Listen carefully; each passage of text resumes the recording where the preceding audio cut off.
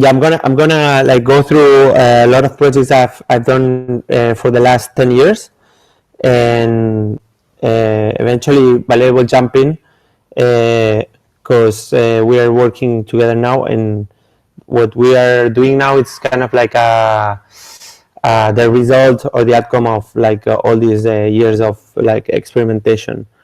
Um, so I did architecture, and then I just before I finished I started computer science. So I never did my final project, and I started working while I was doing computer science. I started working for one of the research departments in the school. I'm not sure. Can you hear the sound? Yes. Yes. No. Yes. Awesome. So this, for example, was like I was working in this department where they research on technologies that are or can be used for like pedagogical experiences. So this was like a set of devices that had some LEDs. So this is like about. We can't use. We can't listen to the sound of the video. No, because like we can't hear the voice of the YouTube video. It's not super important now, but all of does anybody like listen to the sound of the videos? No. No, but yes. Okay, I think it was the volume. Yeah, these devices were supposed to indicate like students, like groups they had to form or tasks they had to perform and so on. So this was all like done using Arduino, which is one of the technologies that I've been using for many years. And at some point I did my final project in computer science, so I programmed this interface to be able to program all these like routines or group formation basically and so on. So well, we did other projects like lamps also for like tabletops and things like this. But then at the same time I kind of started like working on some projects. So I'm just going to show you two of them. One was Haberland, which was exhibited here in a small art space for young artists, and also like in Linz in Ars Electronic, where it was awarded like an honorary mention. And it was basically like this super cheap vending machine where you could cultivate like spirulina, which was very unknown by regular people at that time. So inside this container, the spirulina would grow, and so there was some like reservoirs of like nutrients and water and things like this. And then at the end of the cycle or whatever, you had like this sort of like delivery mechanism that would encapsulate the algae using espherification, which at the time was kind of like well known because Ferran Adrià was using it quite a lot and so on, so that you could take the algae without any packaging and so on. So it was like we conceptualized it actually like a 0 kilometer like kitchen with zero waste and so on. So it was more like kind of like sort of like poking people and challenging their sort of like expectations about like a future of cuisine and the food industry and these kind of things. And the other project we did that was also awarded in Ars Electronica was Beyond Souvenir, which was like an art street installation, kind of, where you would... yeah, I'll let you watch this.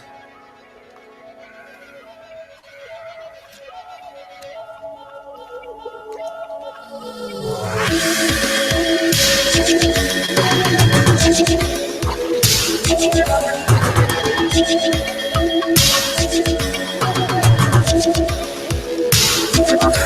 kid, I know I haven't been a perfect man,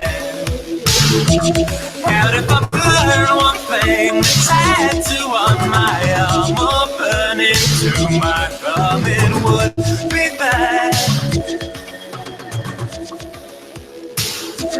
Now kid, I know I haven't been a perfect. Boom. Let's see if it catches up. Doing things I know I can, but if I blur one thing, the tattoo on my arm or burn into my thumb, it would be bad. You must stick up for yourself, son. Never mind what anybody else done. Stick up for yourself, son. Never mind what anybody else done.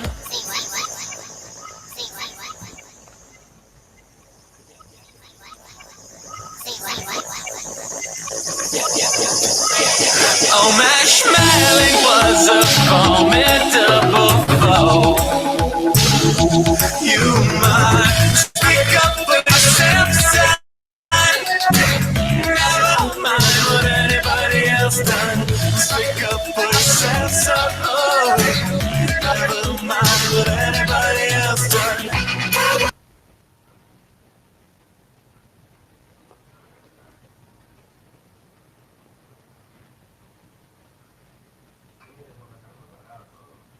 Come on.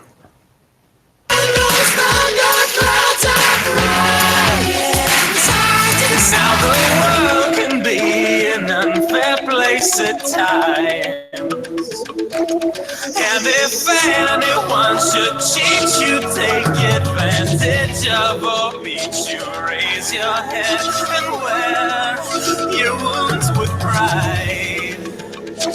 You must stick up for yourself, son. Never mind what anybody else done. Speak up for yourself, son. Never mind what anybody else done. Speak up for yourself, son. Oh, never mind what anybody else done.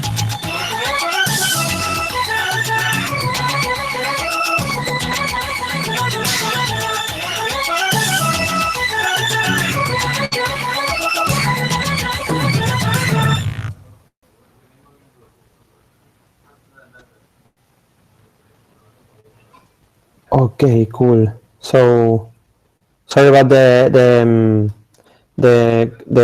internet connection. So this project was all about like it was performed in Las Ramblas, which is you probably know it's like one of the most touristic streets in the world, probably, or at least in Europe. So at the time there were these sort of like street artists that would just perform like statues, and it was very unregulated, and at that time they were starting to regulate it. Also it was like street, and it's still a street where like people from Barcelona probably don't go too much because it's flooded with tourists and so on. So it was all about gentrification and giving this whole situation a twist in a funny way with this ironic title, Be Your Own Souvenir.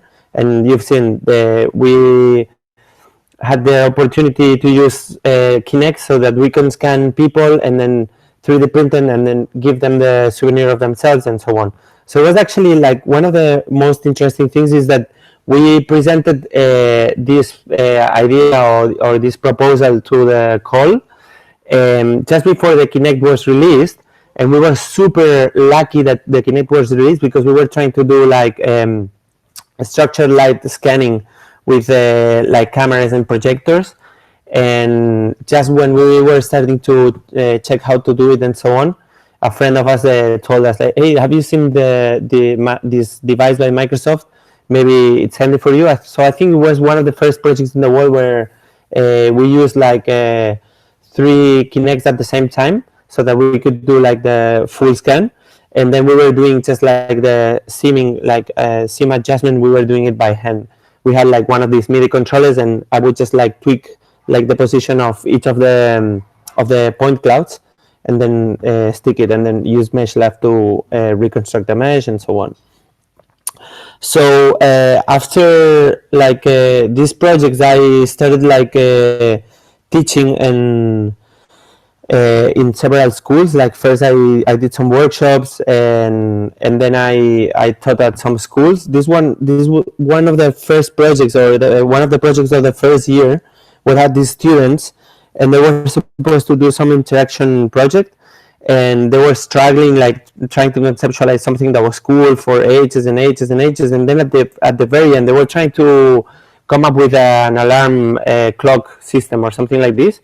And I was like trying them to come up with an interesting interaction sort of system.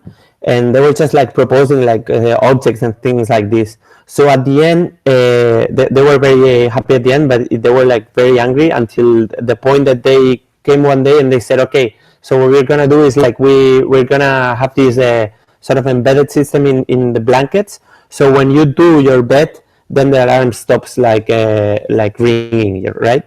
And I was super happy. It was like, yeah, this is like what you are. Like a good example of like a nice interaction design, right? Forget about like the devices you've seen like for like always and so on. So like also workshops like this one, which was performed with Jordi Canudas. This is not me, it's Jordi when he was younger, and he's like a quite popular designer here in Spain, also like internationally. He has some pieces in MoMA and so on.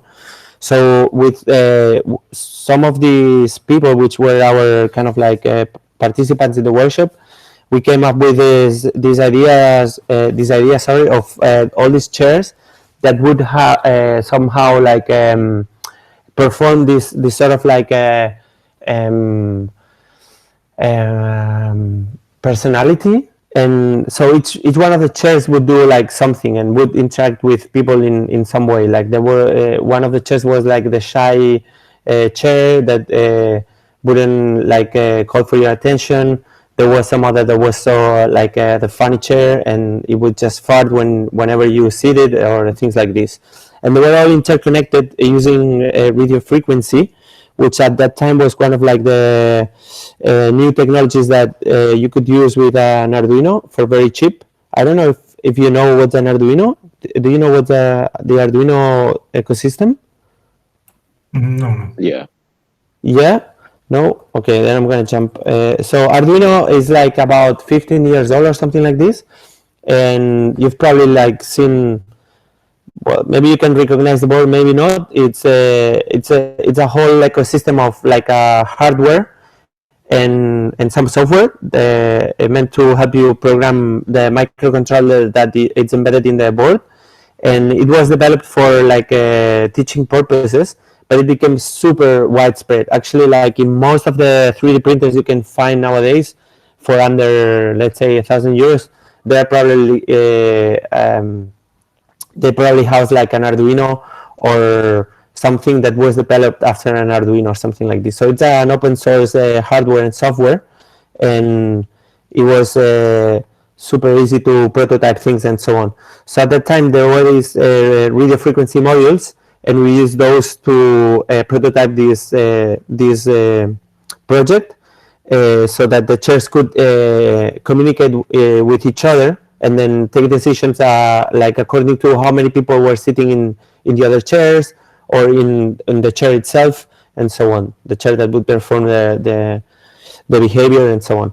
So like some other like projects for workshops and stuff like this is a project in collaboration with a high school here in Barcelona, like in the neighborhood, and I came up with this briefing in which the students had to design a trophy for like a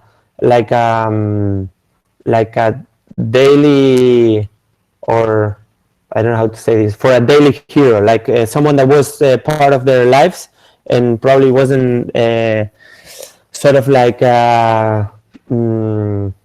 considered like a reference, but that they could you know, like after some analysis, like come up or find out that actually this person was like very important in their lives. Like for example, the person that cleans the school every day before they go to school and that they barely see, and this kind of thing. So these are all the trophies that these like pre-teenagers, teenagers did. Some of them like pretty cool. And we then modeled all the trophies in 3D and then printed them. And in parallel, while I was doing all these art projects and like teaching and so on, I did some freelancing for companies. This is like an AR box. I don't know if you've seen. We didn't like invented this or like program it or anything. It was just like someone asked us to replicate it, so we did this like sort of more like product design, where they could just like take it to fairs and so on. This was for the CSIC, so it's kind of like the science public sort of institution. Some wearables, for example, this is for like a hunch or DAS design, it's called now. So this was like a suit that would vibrate according to who would call you and so on. Some object or interacting objects. This one is like a perfume sort of like dispenser for Puig, that when you hold it, kind of like steams this perfume out. So I think they wanted to use it in like showrooms and things like this. Or other projects, like in this case is another wearable. It's more like object wearable, where I designed these cases and the electronics inside, and also like you see in the in the arms, this person is wearing this silicone embedded LEDs. In the box was also like speaker, and there was some vibrating pads in the back of this person. You can see like a cable going into the neoprene. And so this was for the percebeiros, which is like this kind of like very dangerous profession, like collecting I can't remember the word in English, but it's this shellfish that grows in the rocks in very specific places, like the north of Spain, and then also like a little bit in Portugal and the north of Africa. Oops.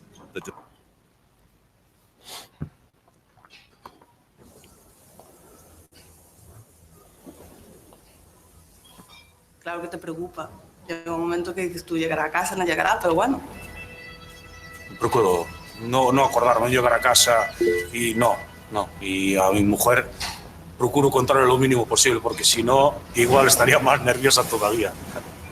From Galicia, where the waves pound hardest, comes one of the world's most appreciated types of seafood, the goose barnacle.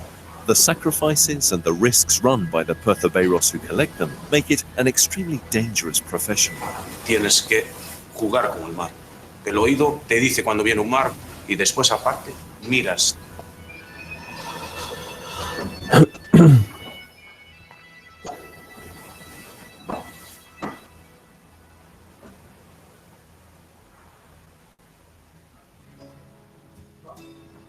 Inspired by Nissan's intelligent mobility and safety shield technology, which detects danger on the road, we've designed a system capable of detecting the most dangerous waves. From the shore, the device scans the surface of the sea. Tiene un láser muy preciso que apunta sobre la espuma y nos devuelve con mucha precisión dónde están las olas. The software uses the data to analyze the different types of wave and predict when a dangerous one is coming. En el momento que hay viento, debemos imaginar que hay multitud de crestas y multitud de periodos y multitud de longitudes de onda que están ahí todas mezcladas. The device warns them using audio signals, vibration, and LED lights so they can dodge waves in time. Si consigue avisarme 2 segundos antes, me voy a mover un medio metro y le voy a escapar al mar. If a perturbero falls into the water, the system detects it and sends an alarm signal to alert the emergency services. A device based on the philosophy that drives technological innovation at Nissan. Y un segundo más, un segundo menos, es la diferencia entre llegar a casa con tus compañeros, tus amigos, tu familia, o que tu familia llore por ti. Because innovating to improve people's lives is what has brought us here.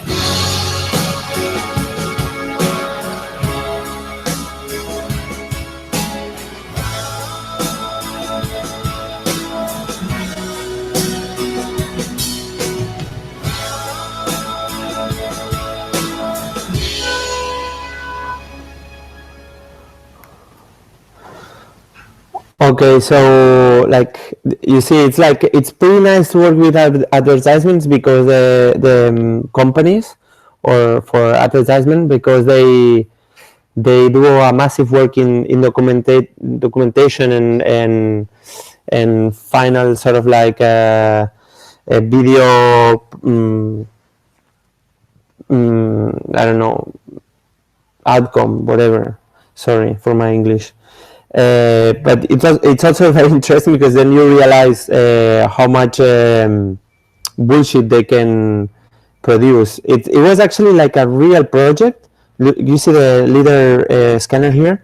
So my boss, he developed all the software like to catch the leader information and then digest it and so on, and then send a signal that was again using radio frequency captured by the device, and then it would just like generate all these kind of signals for the percebeiro, for the barnacle men. So yeah, it's quite interesting to work these huge companies. Normally I've been doing more like do-it-yourself sort of stuff because then, well, you see another reality, other ways of working and so on. It's also nice to work on your own. Like for this, the only thing I asked someone to do was to actually like sew the LEDs to the neoprene suit. But I did the design, the printing, the electronics, the circuits, the programming, even the like casting the LEDs in and the vibration motors in the silicon and everything. And then they use the 3D model and so on. It's quite weird because they could just fake it all, the same way they say that it's inspired in some Nissan technology, which is actually not at all. But whatever. This is another ad that apparently it's not working. I'm gonna try to find it super quickly. It's my fault. I should have checked this. ¿Cómo se llamaba esto?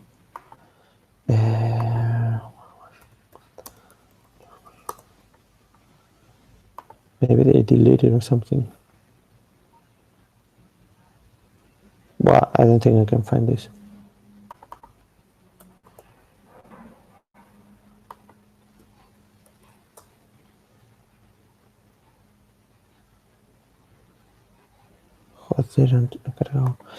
Okay, well, so this was like you see there's some post-production here, like massive post-production, where in this ad you could see the guy like playing drums, and at the end you would see that their arms were like robotics. It was kind of like a cyborg, and again it was like part of it was real because I was in charge of like sensorizing the drum kit, so that when the actual guy that obviously had arms would play the drums, all these signals would just like go into the lighting system, and they had like this I think that 10,000 or 100,000 LEDs like all around the guy, so that you would see all these like reacting lights.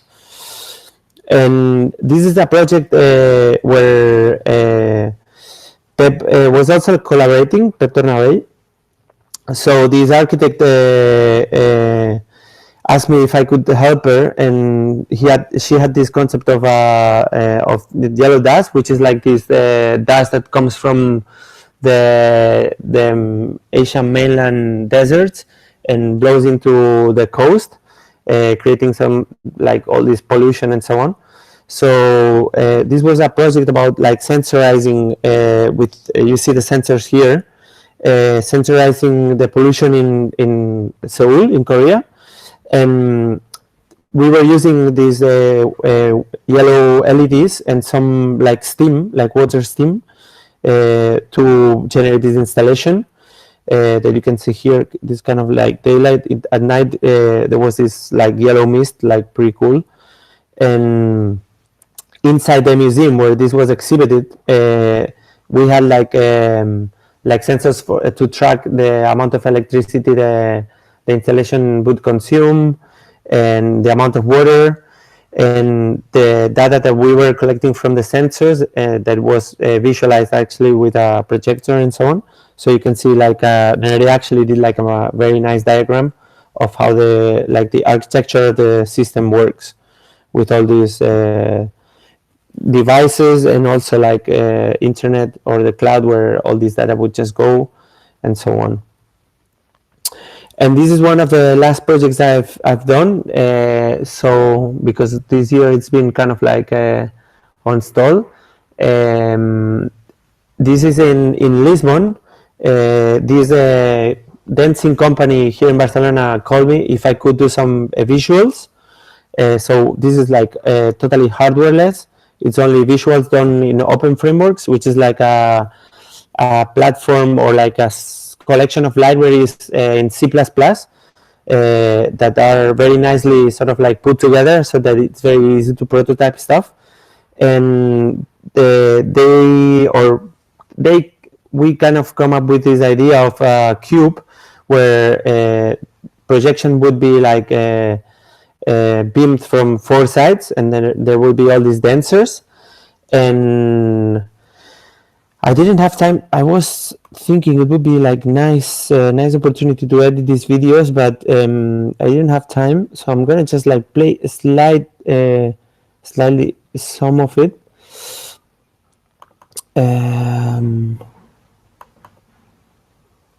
So you'll see it's like, I know, sorry, it's not this one. Not this one. So there was like projection in the cubes and then also like on the windows. So here you see some particle emitters actually like performed by hand. So kind of crazy. Not real time, just pre-recorded according to the movements of the dancers and so on, which is sometimes is cool because what? I'm sorry, I lost the video I wanted to show you, but I'm gonna show you something even cooler.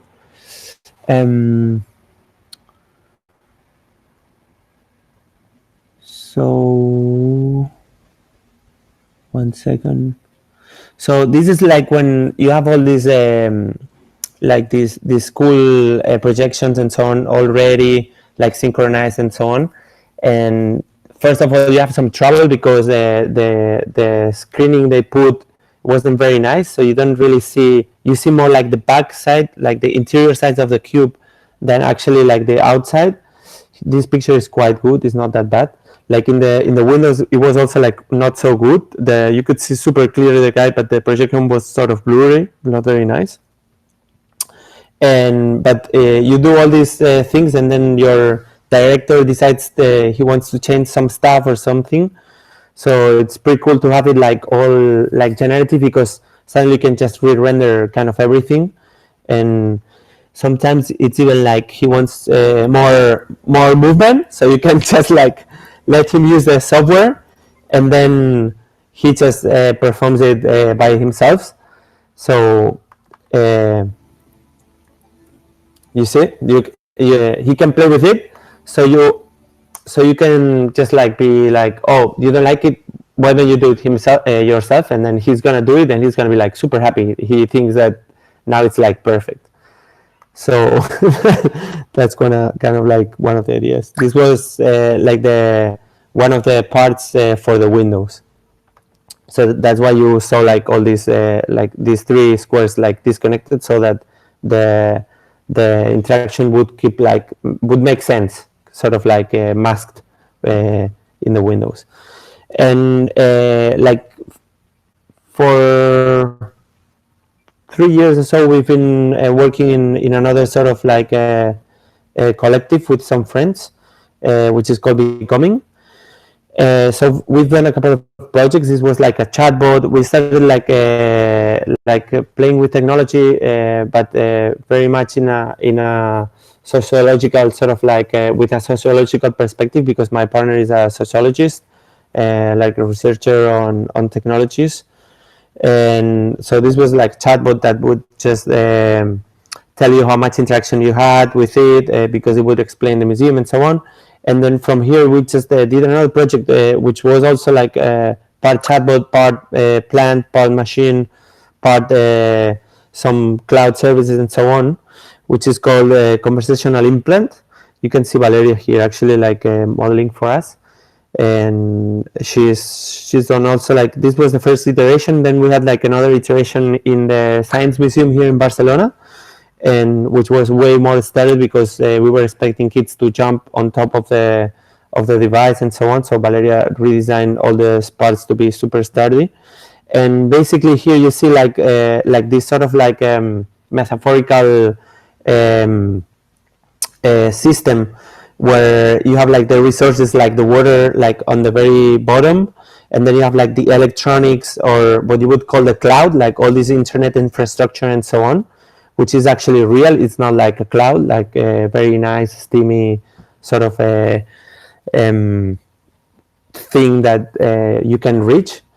And here we had the plant that would like actually like hear through some speakers what people would text. Like, I don't know, like there would be someone like traveling in the metro and reading about the installation in the Science Museum. They could just like get it through Telegram. They could just chat with the plant. So we had this chatbot that would sort of like impersonate or embody the plant, and the plant would just ask you like things like, do you have like vegetable friends, or how do you take care of them, or do you take care of other kind of beings, and things like this. And while you were like chatting with a plant or this chatbot, all these conversations would be sonified, so they would be transformed into like actually like voices, like using a text-to-speech algorithm. And then the plant would just like grow nicer because of all these conversations. So in a way, you were working to make our plant nicer, which was a money plant. In Spain, we call it money plant. And according to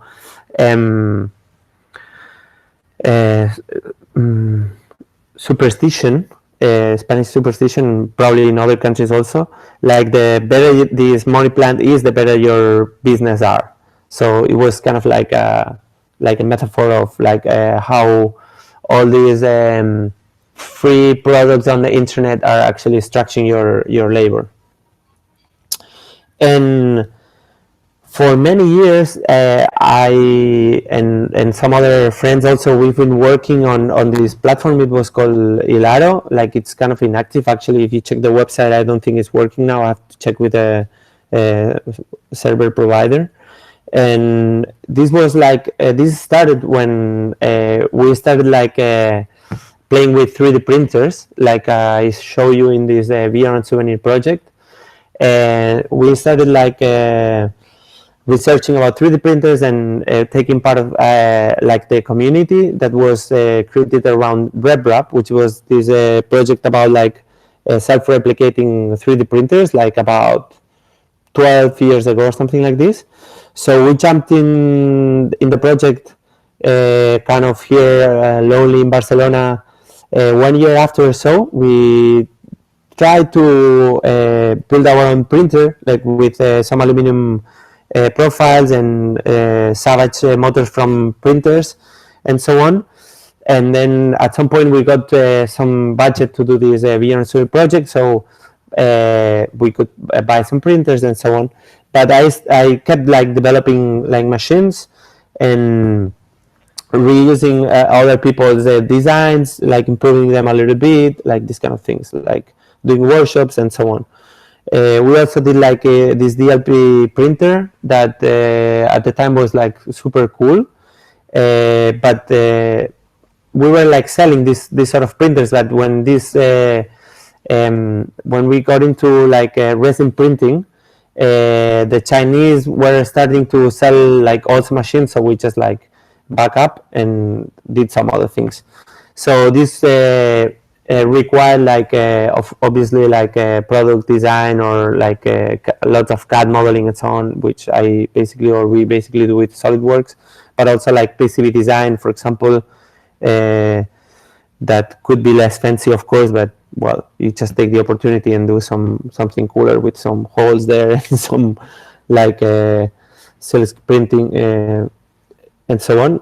We did like we designed a CNC machine that we actually built and then disassembled because we found some things that were need to be improved. And actually we were about to finish or build the second iteration, but in the meanwhile we just decided to build like a huge clay printing machine, because that's what we've been doing with Coudre for the last years. So this is like kind of like how it looked in Hangar, which I was doing a residency for 4 years. Like all the machines, like these are some German CNC machines. This is the CNC we built, and here you see a resin printer and some 3D plastic deposition printers. And well, this also like allowed us to make some experiments. This is with some students just before all the like this is just like in plain fabrics, but then you could do this in elastic tissue, and then it would just like bend and do all kind of cool things. So this was like kind of like a little bit after nervous systems also like tried this, and we were like super happy and excited. And then someone told us like, hey, but these guys also did this, and we were like, oh shit, okay, next time maybe. I also did some experiments with like lost like kind of like lost works technique, but using PLA, which one is kind of like the most popular plastic, with some pretty cool results. Some, I don't know, like some more like product design projects, like in all kind of like in the do-it-yourself sort of like thing. These are like molds for menstrual cups. I don't know how they call you, like how you call them, like, or moon cups, I think, right? Or some crazier machines like these polar gravity sort of like spray painting machine, which was a little bit developed further, but not so much. It's kind of like one of these projects that you put in a box, and then eventually after a couple of years you would just like rescue and keep developing or whatever. And this was like a concept that I didn't develop too much actually, which was like a knitting sort of like a device that you can buy for very cheap. It's just plastic, and the idea was to embed some lights so that it would guide you like on which patterns to do to achieve, like, you know, like knitting some socks or whatever, using like an app where you could just share like designs and things like this. And so all this like 3D printing and basically numerical control fabrication and so on kind of like led us to a point where we were like, oh, but after all these years like developing machines, actually maybe it's already time to start like designing things, because that's why we got into, or that's why I got into all these machines and so on. So I could just like produce what I was designing very easily, fast, cheap, and so on. So at some point we had been doing some tests like with clay printing, and then we decided, okay, let's just like focus on designing with these machines and just keep the like machine development kind of like aside. So we were like super inspired by your tutors and some reference we had into this sort of like more morphogenic sort of approach, where you use the properties of the material to actually like help in the design, or take a take part, embrace the agency of the material. So we've been like doing a lot of research on textures. So you will see like quite simple shapes, but we've been like playing a lot with textures, from like more or less sort of like popular textures to, for example, textures with holes, or like printing like in tangent to the path flow, or well, like all kinds of things. So we basically are designing the toolpath, not the overall shape. Well, kind of like the overall shape, but not like, we are not using surfaces or meshes or things like this. So we are more like focusing on like really like tweaking the toolpath, producing gradients or things like this. And of course, because we use Grasshopper for this, the parametric design comes also with a thing. So it's very simple to then jump into this single unique part sort of like market, which is also like a nice way to sort of like counterbalance this idea of people that, oh, because you're doing crafts and you have a machine, then it's not craft, because the machine is doing everything and it's super easy and you can just produce 1000 just clicking the print 1000. So it's more like, oh, it takes a lot of time, a lot of experimentation and so on. So we can use parametric design to produce like single pieces, which is actually more what we do and what we are interested. And well, some other pictures of the material you see here. We're like researching actively on how to post-produce these parts, or how to finish them with glazing and things like this, which is not so easy, because like all traditional glazing has been focused very much on like pieces that you can produce in a potter's wheel and so on. So like having all these textures and then using glazing, it's produces like outcomes that we don't like too much this far. So we are researching on this. And I think Valeria is gonna jump from here, no? Mas? So this with the, maybe it has some sound? No. So you can see some of the prints here. We are actively exploring like all these like errors and happy accidents, and the clay itself like producing things that are not exactly in the toolpath, right? So since you're gonna be doing this workshop, I don't know when exactly, with Val and Coda, this is like a sort of super fast introduction on how this works. Like you load the clay, then you gotta produce some toolpath, and then just print. Cross your fingers.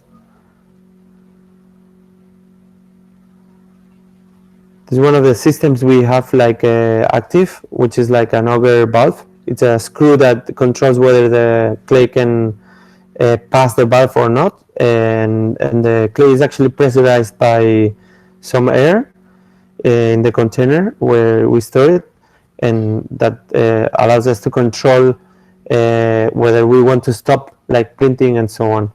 We have another system which is just using like direct extrusion with a syringe, and another one which is using for now like a huge container, that is also like directly extruded, but with a RAM system. So basically like a plunger. And I was here. So maybe. Yeah. Just. Okay. Claro, tienes que meter tú la presentación ahora, ¿vale? Vale. ¿Y si salgo de aquí?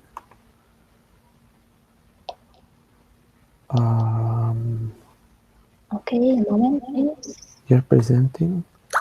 Vale. Ok, todo tuyo.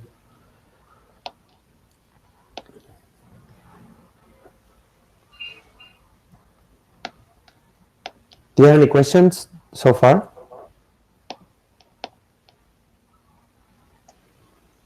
Okay.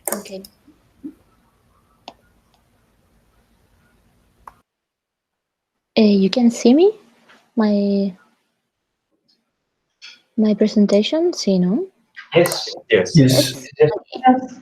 I am Valeria, and I can start to explain our machines that we use for extrude the paste of ceramics.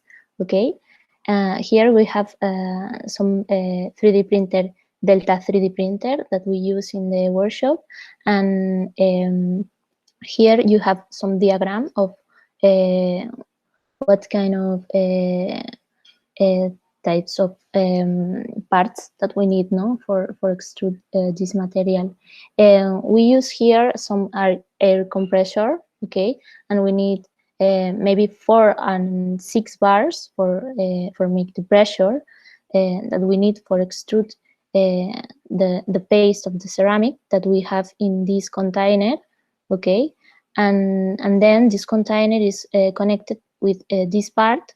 This part is the extruder, okay, that we can see here better, and how this extruder have this motor that are connected with the screw here, and you can rotate and you can control the flow of the ceramics, okay, if you put more velocity, no? Or maybe you can retract the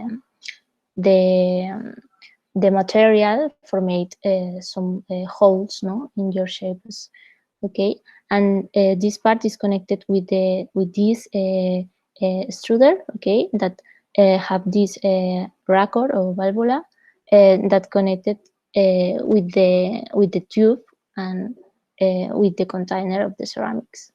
See, and then here you have the nozzles, and you can print with this part, no? Here we have some examples of another extruders that you can find in some online platforms, in open source platforms, and here you have, for example, some syringe that is connected with air compressor, and you can find some others projects like this. Is another syringe, but in this case you use some motor, and it's very easy to find some information for print these pieces in your cases, and you can find some a lot of communities of makers that you can that can help you, okay, and maybe in Thingiverse you can find some projects like this too. Here we have the tool chain that we need for prepare your files for print with the machine. We can start in the beginning. You need some 3D model, okay, that you can make in CAD software like SolidWorks or Rhinoceros, something, okay, and maybe you can 3D scan some object, and then you can reconstruct the 3D model, maybe, or you can find some models in online platforms, no? And then when you have your 3D model, you need to export in this extension in .stl or maybe .object, okay?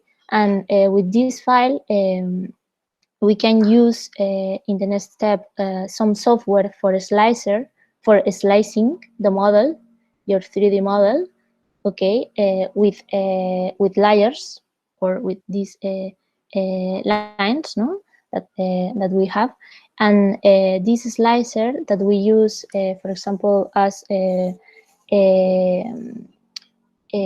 use Coudre Ultimaker, for example, that this is open source and you can find in online, okay, and it's very easy to know how it works, and you can prepare your files for the 3D printers of plastics or the 3D printers of clays, okay, and this slicer make these layers and then prepare one file that we need for the machine, that is point G-code.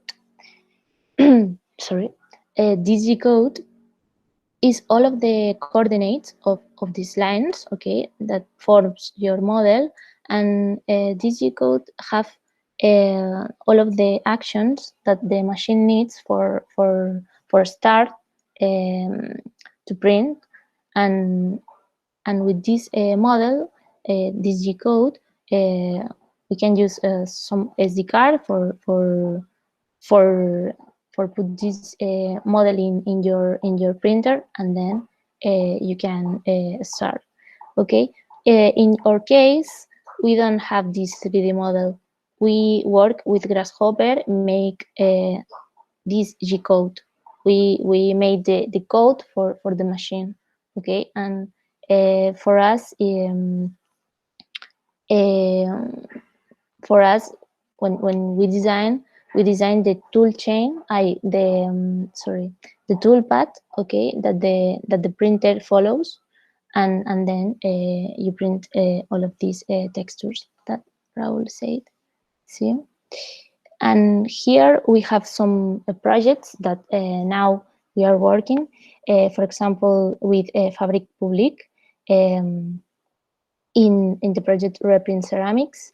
And in this project, we use some new recipe for print with a percentage of recycled materials, recycled ceramics materials. And we have this investigation with all of these materials for make the recipe with more plasticity, with bentonite or silicato-de-sodio. Okay, and then you have here some first tests of this project. No, here you can see how the porcelain works with all the particles of these recycled ceramics, and the final goal is make some lamps, and let's see, we are working now. And here we have some, we can, okay. We have here another project. This is by Ana Otero, and she works with this eggshell, okay, and the thing is she made this new recipe for print some new materials, and you can find in this link in materiom.org all of the recipes for 3D print new materials, and you can find this project here. Okay, and here we can see some reference of bases that we made in the, for example, here, or some projects that we made with Puch. Here you have some bases that we made for make this package of the perfume of this enterprise, and here you have some pieces that we made for this exhibition, Joya Objects, in Barcelona this year, in the Centro de Artesanía de Catalunya. and we made these bases that you can see how we can control all of the textures in some parts, no? And that's all. And here we have some project with Martí Guixé. Martí Guixé is a designer of Barcelona, and he made this project. Is a bar, is ex-designer bar, and you can find this bar in Parallel in Barcelona. And the thing is, all of the things that they have in the bar are printed, okay? And you can go and you can see here, no? All of the parts, no, in plastic. And we made these bases for the tapas, and that's it. And with Martí Guixé, we made some exploration of textures and some exploration with colors and glazing. And we work for DAM. Martí designed this dispenser of beer, okay? And we made some prototypes for this enterprise. And you can see here how looks, no, all of the tests that we made for this project.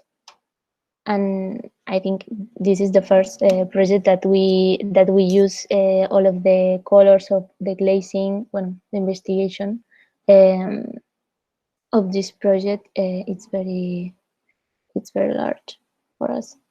And here we have some reference that I think it's very interesting for you, that you know. For example, the reference of this studio, Unfold, they work with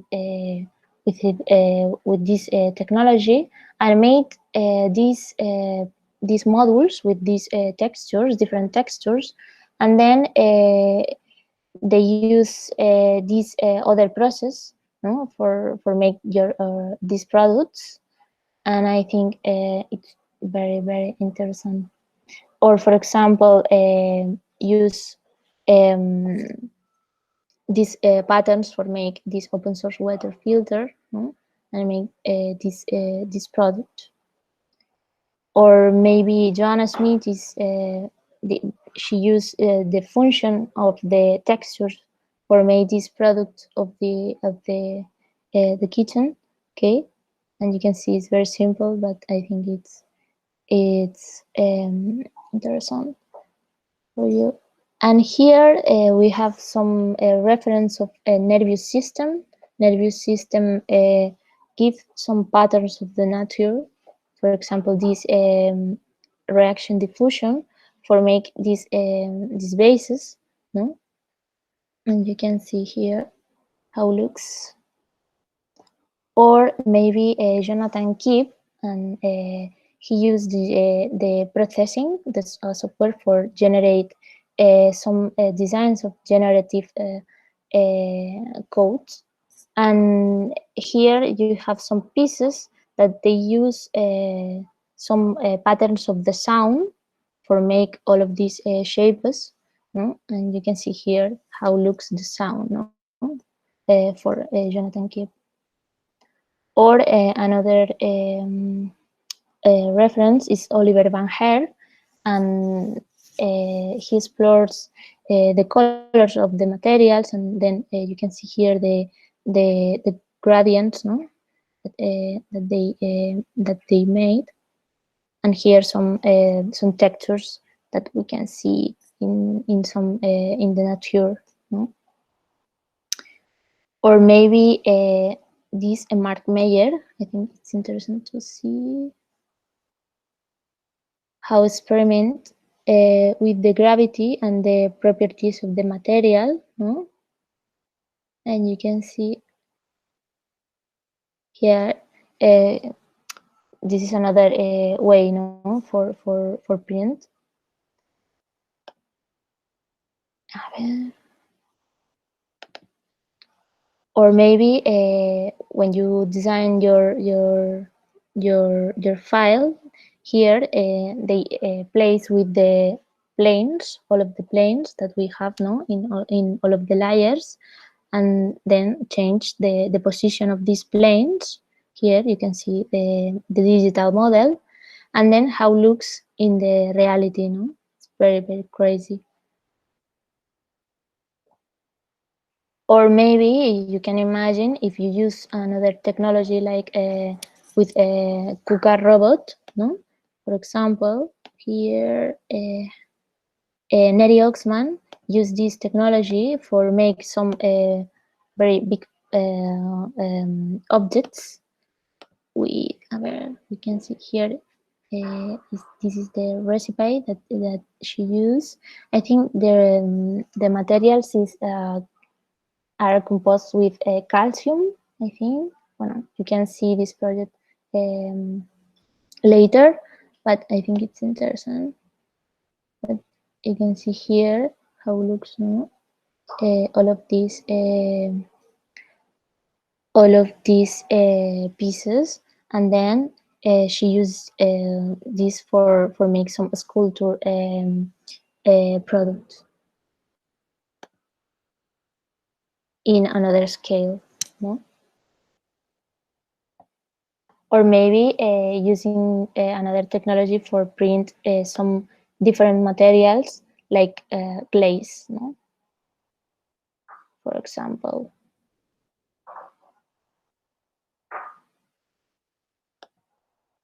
Here you can see the process is the same process.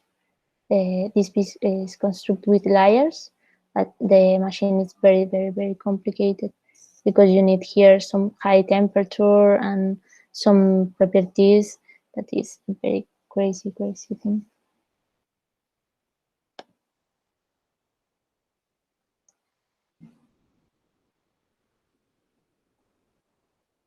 And you can see here in final how looks with the lights, the patterns, for example here, no? How play the textures and the light, no, in the space.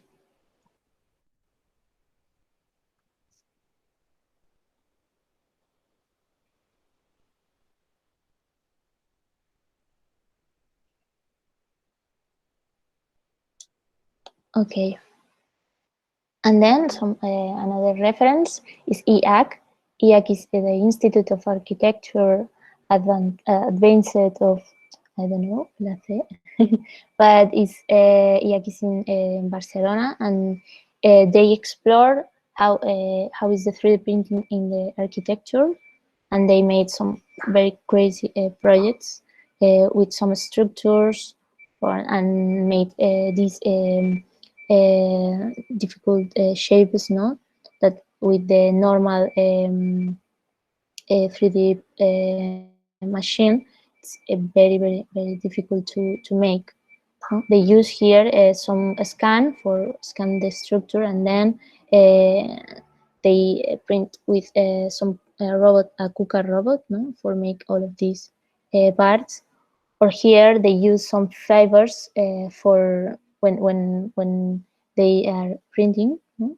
They put these fibers for make some very strong structure. See? Okay, if you have some questions, or maybe we can start a very little demo of or Grasshopper toolpath generator for you for you can see. Bueno, Raúl.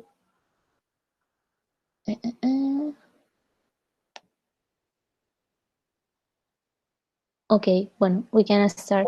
Hello. Hi. Can I ask you something? Well, maybe you are just answering, but I was going to ask you how these droppings, if you design them or if you preview them, like these chaotic droppings of the clay. When you design the toolpath, you, for example, here you can see this is the digital design. Okay, you have lines, and you can imagine how it looks in the reality. You need to try sometimes, and then see how is the errors, and then imagine how control your errors for make your pieces. Okay, it's like trying. Okay. Looks beautiful. Thank you. Yeah, and I think with the demo and with this template, you can see how looks the design in Grasshopper. See, here in vamos a poner here in this GitHub that Raul made with Hilaro, you can find, for example, here, ¿vale? You can find some wiki with some files with of Grasshopper, okay, for generate the G code that you need for print with our machines. Okay, for example, here for make the G code of the printer of paste, we need this 4-axis paste no headers 3D printer G code, and we need this. You can download this. Maybe then after the presentation, I can send you these links. Okay, now you can see how we can prepare this. Okay, and when you have this file, you can open here Grasshopper and Rhino, and you have here some example for some very easiest example that you can find in this part, in the white part. You have the geometry that we made. Here is a cylinder, okay, a very simple cylinder, and then you need always you need to know some properties for the machine, like for example the layer height of the lines. In our case, 2 millimeters is good for our machine, for our nozzle, and then you can see here 29 lines. Okay, well, it's good. You can change this, and when you have the lines, all of the lines, you need to divide these lines in points. Here we have the all of the points, no? And with these points, in the last part here, we have the code for extract all the coordinates of all of these points of your geometry. Okay, and for this you need only to connect your points. For example, here we have the points of this cylinder, but if you have some another points, you can connect with these components here, and then you can see how what's happening here with this. Get the codes of each point, or you can preview the toolpath that the machine follows. Okay, or maybe here you have the part that calculate the distance between adjacent points for the extrusion for the extrusion. You can change here the flow rate factor for extrude more or less. No, here we have this is okay for us, and then you can see in all of the pages the steps that we have. Now take the course and produce and G-code line and text format. Okay, here you can see all of these parts, no, And here we put some actions for the machine that we need in the beginning or in the last part. For example, G92 E0 is connect here in the merge. No, we can see in all of the lines. No, we have this this action. This action, for example, is for reset the number of the extrusion. Okay, but all of this is automatically. If you connect with your geometry, you have the G code, the perfect G code. Okay, and here in the beginning we have some. This is the number of the velocity of the machine that we can change here, or this is normal with all of the G codes that we need the G28 for make the home all of the machine. Okay, and then when you have these coordinates with these actions, okay, you need only to copy data only.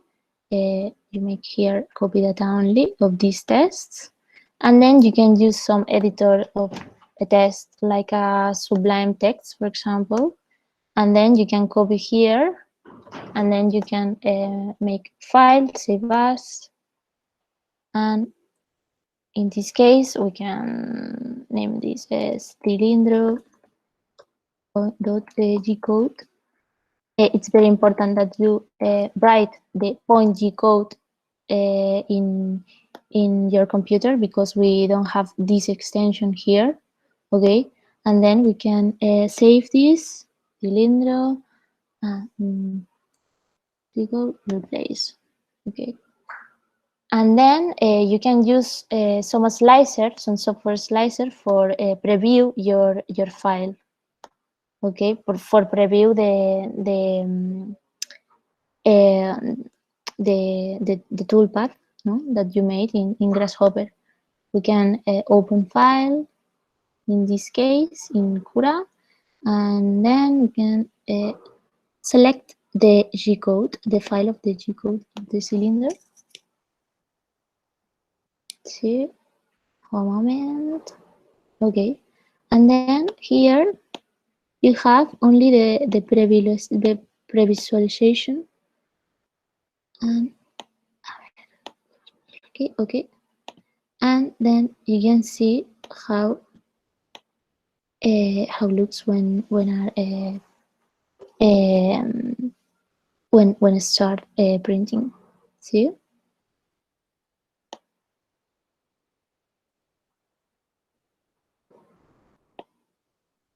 And that's all. And you need to save the file in the SD card, and let's start. See, we have here another file that we made, and we have the interface more different.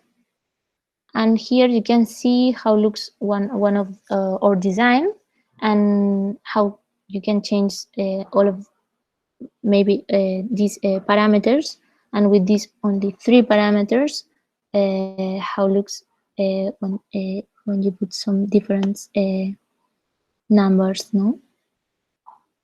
And you have here a lot of possibilities, no? Or a lot of designs that you can try. And finally, here you can enable this G-code generator, and then you can print, no? With this.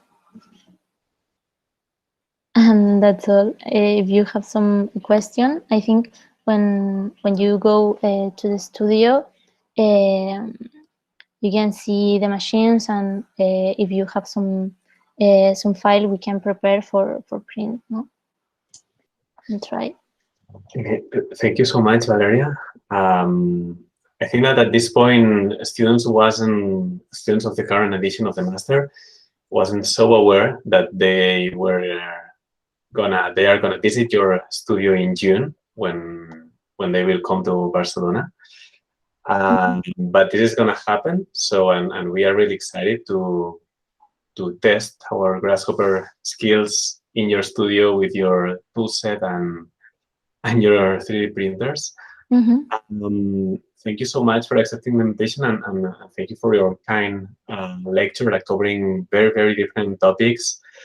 I don't know if Raul is around, still around, but I think that yes, Valeria? Yes, sí. Okay. But from the very first projects that Raul has displayed at the very beginning of the lecture till what you are doing or developing in Coudre.studio, I think that the amount of skills and the range of projects that you cover is really impressive.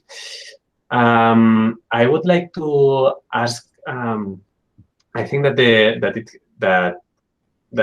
you have displayed how you are operating in Coudre.studio, and I really appreciate not using like a CAM, like a CAM software dedicated to create the post-processing files, but creating your own tool inside Grasshopper, just like tweaking the G code, right, and submitting it like almost straight to the machine. I think that this is like a very nice strategy, especially if you are the creator of the 3D printer as well, and you want to like really control the different parameters. So I would like to know if this choice is like is because you are like somehow like planning to somehow like further develop like a plugin or like a known tool, and these Grasshopper files are just like a prototype, or are you, or there is already like a commercial tool, but this is something that you have like created by your own just to skip some licensing, or what is the motivation behind like writing your own tool inside Grasshopper and developing it, right? In case, using Grasshopper is the way for make some different patterns that you can make in some softwares of CAD, no? I think because you explore you explore more than the limits of the shapes, no? And you can, for us it's more easy sometimes to make in Grasshopper, but I think it's very freak, but it's like some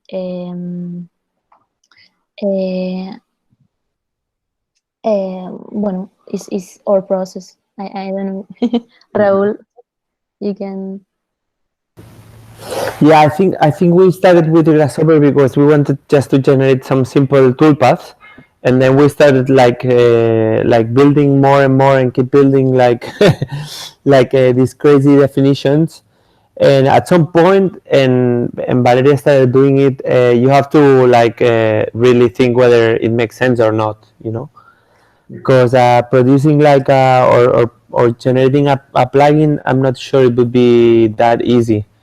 Because we have more like a sort of a framework where we have some like pre-cooked, like we have some recipes or something that then we can assemble more or less easily, and definitely we have like this sort of like a model of how to organize like data, like sort of like a tree, sort of like it's not even a template, it's like a model.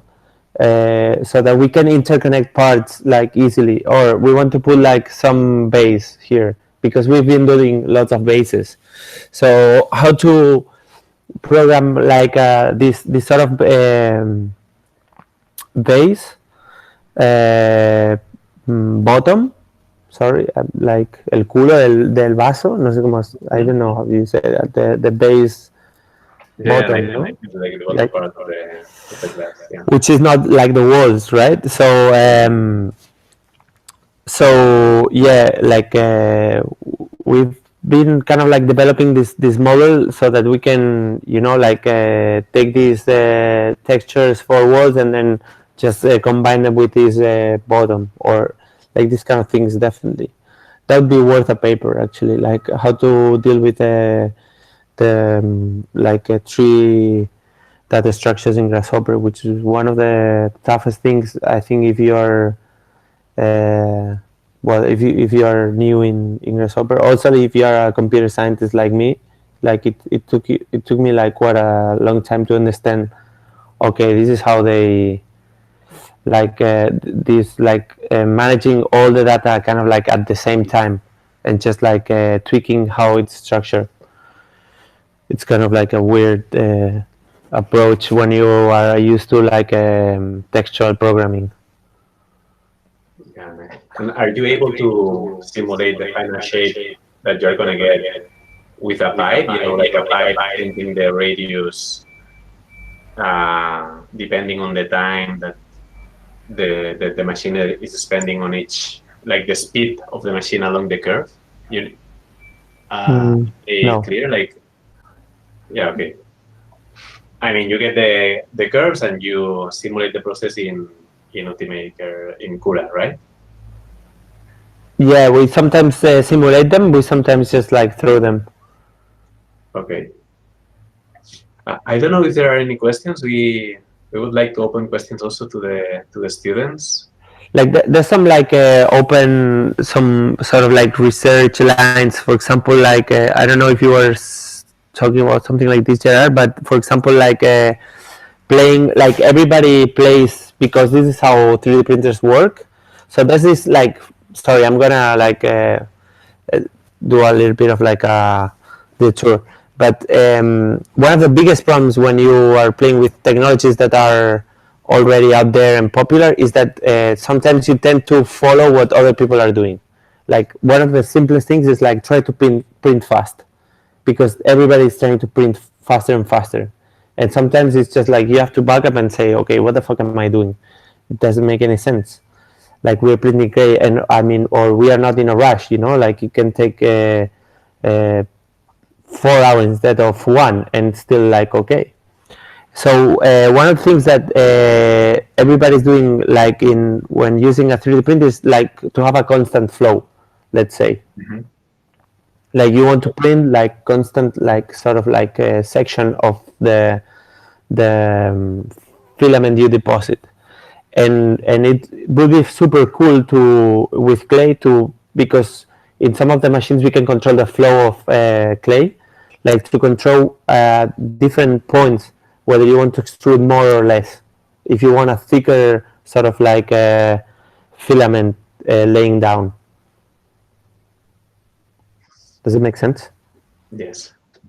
So there's many things like this that sometimes are very simple, but are hard to think because you are thinking against the common sense or something like this.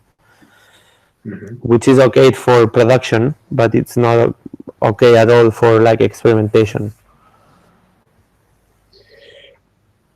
Guys, do you have any question? Yeah, well, hello. Well, something related to what you were talking about. What about the bubbles?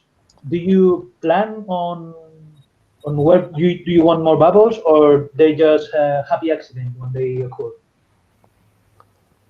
Burbujas, no? In this case, yeah. In this case, it's very important in the process that when you put the paste of the ceramics in the container, in this point, it's very important how do you put this, and we have some technique, but it's very manual. Sometimes we have these bubbles, but for us is an error that that we have, and yeah. No sé, Raúl. Okay, well, I was asking that because at some pictures that you showed us, there was some more bubbles than on some other ones, and they look just like they were well, not maybe planned, but I guess maybe the paste you were putting on the machine were like more with more bubbles inside. Yeah, the problem if you want to print clay, not like maybe some compound or do it yourself material or like something like this, is that when you fire it, this trap there tends to expand a lot, and then that tends to break your piece. So ceramics and air bubbles are not the best combination. Okay.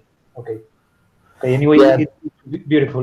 Thank you. Yeah, there's this whole also like field of research when you're printing clay specifically, which is like this whole like firing and so on, which is like crazy because you need to get used to another sort of like temporality, because it takes, like at least 1 day to dry the pieces, and then 2 to 3 days to, well, actually 3 to 4 days to probably fire it depends on the temperature, fire the parts, let the oven cool until you open it, and so on. So it's like totally like an artisan sort of like way of life in a way. It's like funnily combined, like like this sort of like automated processes and also like totally like crafts sort of processes at the same time. I see. Thank you. Because you just dry pieces. I mean, no need to put them in an oven to bake it. What do you mean, Gerard? We just I mean, working with clay, there is no need to put the pieces on an oven to bake it as in ceramics. I mean. No. Clay. I mean ceramics or clay, like anything that is a mineral. Let's say. You cannot bake it if you want. You don't need to fire it, but then it's like super fragile. Actually, you can. One of the coolest things is that you can. It's like 100% recyclable if you don't fire it. So you can print it, let it dry. If you don't like it or whatever, you can just like turn it into clay again. The thing is that or clay paste. Using water. The thing is that if you don't fire it, it's like extremely fragile, especially for example porcelain. It's like it can break under your gaze. It's like amazing. And do you see any limits in terms of scale? I mean, what is the largest object that you have like printed, or the largest like churro, Yeah. no? Like the largest Yeah. pipe that you have printed at? Yeah, we have like these parts that we did for dam. They were like 60 centimeters high, but we actually like sort of glue the two parts that made the whole beer dispenser, and it's because our printers this far can print about like 35 centimeters the most. But now we build this machine that should reach up till about 90 centimeters or 80 centimeters maybe. But we need to develop, we need to test it way farther than, like, it's printing, but we need to find out whether we need to print like in super long timings, or, like maybe 12 hours, so that it kind of dries at the bottom while we're printing at the top, or things like this. And there's all these like problems with retraction, because when the clay dries it shrinks, and well, all these kind of things. Then it shrinks it shrinks even more in the firing process, but while it dries it also shrinks like about 10% or so, no? Val is the master of all these things. ¿Cuánto se encoge? Un 10% cuando seca. Cuando seca un 14%, so it's 14%, so it's quite complicated. Okay, but at the end, it's like the same technology of these people who are like 3D printing houses, maybe with concrete or. Yes. I don't know how to do it. I guess they use reinforced fiberglass reinforced concrete, because otherwise it doesn't make any sense. and by using fiberglass or any sort of like plastic fibers, I'm not sure, but it probably like shrinks way less. So I'm not very sure. Okay. Are there any other questions from students? If not, we are gonna end this lecture now. Okay, so thank you so much, Raul and Valeria. I think it's been a pleasure to welcome you. We are really excited to visit your studio in June.